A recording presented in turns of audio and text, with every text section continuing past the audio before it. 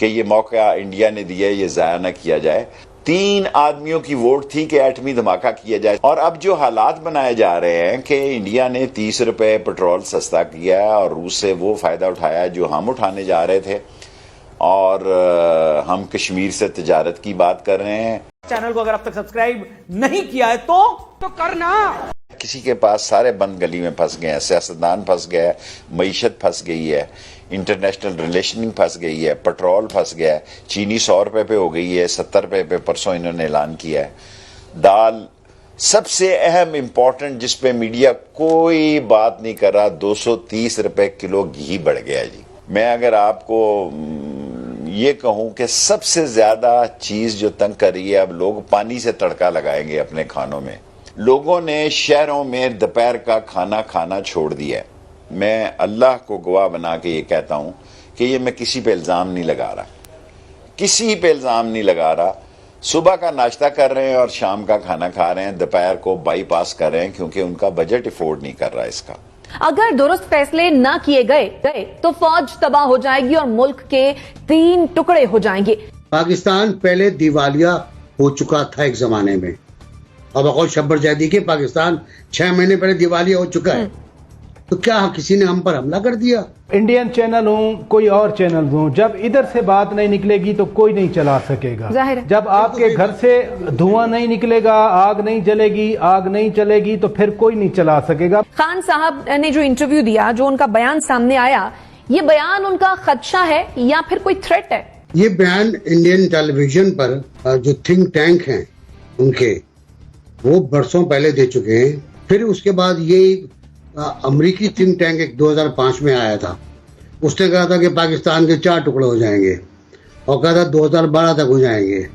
उस पर भी बात हुई और वो भी नहीं हो पाया।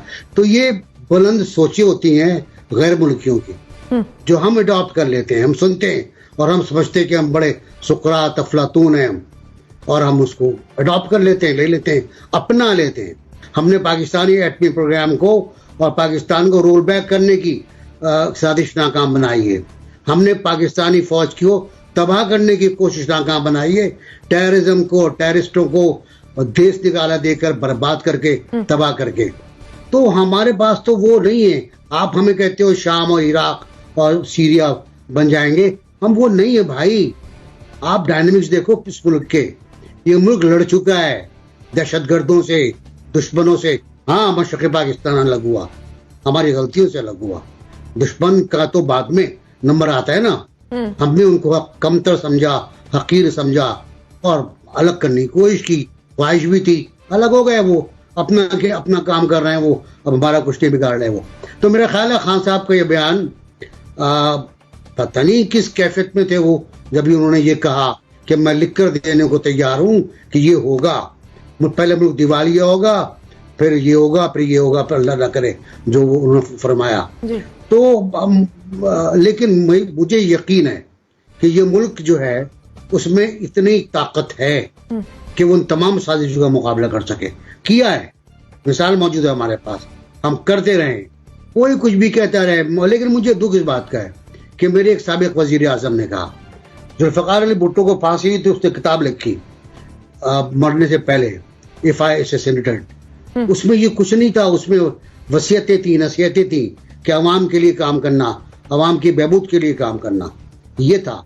उसके बाद एक और प्राइम मिनिस्टर का इंतकाल होता है, बेनजीर ने कभी ये बात नहीं कही, और बेनजीर के मरने पर तो जरदारी साहब ने जो कुछ कहा वो तारीखी बात है। उन्हें कितना बुरा भला कह लें आप, जो चाहें कह लें, लेकिन वो एक जुमला पाकिस्तान खपे, काम कर गए पाकिस्तान के लिए। तो जब आदमी इक़्तिदार से हटता है तो उसको थोड़ा सा ना जिम्मेदारी का एहसास करना चाहिए कि वही आदमी जो के पीछे एक शख्स एक बैग लेके जाता है, वो बैग में क्या है ब्रिगेडियर साहब बता देंगे आपको। और इतनी बड़ी जिम्मेदारी के बाद इतना गैर जिम्मेदाराना बयान मुझे बिल्कुल तवक्को नहीं थी। पहले जब इससे पहले जो कह चुके थे वो बरक्स था, वो ये था पाकिस्तानी फौज इतनी मजबूत है कि दुश्मन के दांत खट्टे कर देगी। हमारे एटमी प्रोग्राम इंतहाई महफूज हाथों में है, कोई इसका बाल बीका नहीं कर सकता। पाकिस्तान बहुत ताकतवर मुल्क है, कोई इसे कुछ नहीं बिगाड़ सकता। 2 हफ्ते के बाद ये क्या हो गया, इससे भी नहीं आया। तो इसका जवाब आपके माहिरीन देंगे, मैं तो इस मामले में बिल्कुल लायल हूँ। कि जी मुल्क के जो हालात हो रहे हैं उसमें अगर मुल्क खुदा न खास्ता दिवालिया होता है, जो कि अल्लाह ना करे काफी हालात खराब है और आई एम श्योर रिट्रीव भी होगा, ऐसी कोई बात नहीं है। Nobody will allow nuclear country to go economical disaster के अंदर, वी शुड नो, क्योंकि दे कांट अफोर्ड कि न्यूक्लियर कंट्री जो उसको इस तरीके छोड़ दिया जाए। और उसमें उनका ये उसके बाद अगर वो ऐसे हालात होते हैं दैट मीन्स कि फिर वो आपको प्रेशराइज कर सकते हैं आई नो वर्डन से, लेकिन आपको ये कहने की जरूरत नहीं है। अजीत डोभाल भी ये बात करता है, ये सेनेटर बिल्कुल एनबीसी ने बात की कि सेनेटर जो उनके थिंक टैंक, उन्होंने मैंने खुद वीडियो क्लिप देखा है कि हम पाकिस्तान को मजबूत नहीं होने देंगे। पाकिस्तान क्योंकि चाइना के नजदीक है, पाकिस्तान की फौज बहुत स्ट्रांग है, पाकिस्तान की जियोस्ट्रेटिक लोकेशन ऐसी है, इसलिए सीपैक हम पाकिस्तान की इकोनॉमिक तरक्की नहीं करने देगी। ये अपनी we all know, I think हमारे पैनल में भी सब इस बात पे मुत्तफिक होंगे जी। लेकिन ऐसी कंट्रोवर्शियल बातें आपको नहीं करनी चाहिए। आपने बात करनी है ये कहें कि मैं एप्रीहेंड कर रहा हूँ, खुदा न खास्ता हमारे अवाम की इकोनॉमिक प्रॉब्लम ऐसी होंगी, अल्टीमेटली इसका फैक्ट जो है ओवरऑल ये हो सकता है, but you can't be certain कि जी ऐसे हो जाएगा। आई फील के इमरान खान प्राइम मिनिस्टर को शुड क्लैरिफाई के did he mean it like this, और वो ये उन्होंने वैसे मुंह से बात निकल गई है, यू मस्ट क्लैरिफाई, क्योंकि पॉलिटिक्स वर्सेस पॉलिटिक्स होनी चाहिए। इसी तरह जो अपोजिशन है उनको भी वो बातें उस तरह बात करनी चाहिए जो एक लिमिट के अंदर। आप गद्दारी लगा दें, ये लगा दें, आई थिंक हमें जमहूरियत को चलाना है।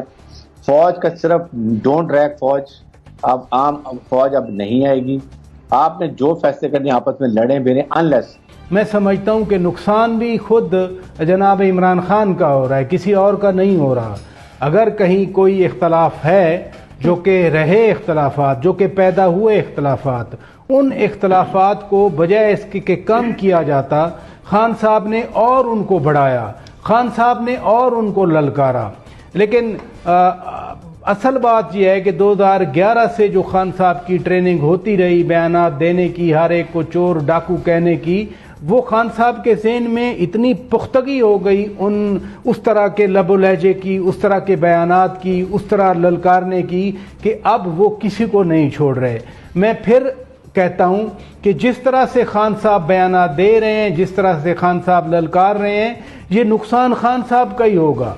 जो दीगर लोगों के दरमियान जो मिसगिविंग्स थी, दीगर लोगों के दरमियान जो मादी के इख्तलाफात थे, खान साहब इस तरह की बातें कर रहे हैं, करके उन लोगों को करीब तर कर रहे हैं, उन लोगों के इख्तलाफात ख़त्म कर रहे हैं। तो जो आप कह रही हैं कि खान साहब माफ़ी मांगने वाले तो नहीं हैं, वो माफ़ी तो नहीं मांगेंगे, वो बात को किसी और तरह से बयान कर देंगे। जैसे आज शांगला में उन्होंने कहा, उन्होंने सोवियत यूनियन की आप मिसाल दे दी कि सोवियत यूनियन की मईशत कमज़ोर हुई तो सोवियत यूनियन टूटा था। हालांकि सोवियत यूनियन टूटने में कोल्ड वॉर का जो कुछ अलाइंसेस की अपनी स्ट्रेटजीज थी, अमेरिका ने पूरा एक ताना बाना बुन के पूरी दुनिया को सोवियत यूनियन के अगेंस्ट ला के खड़ा हुआ। और अगर सोवियत यूनियन अफगानिस्तान में 10 साल ना आता तो शायद सोवियत यूनियन आज भी मौजूद होता। लेकिन खान साहब ने आज एक तौज़ीह पेश कर दी कि मेरा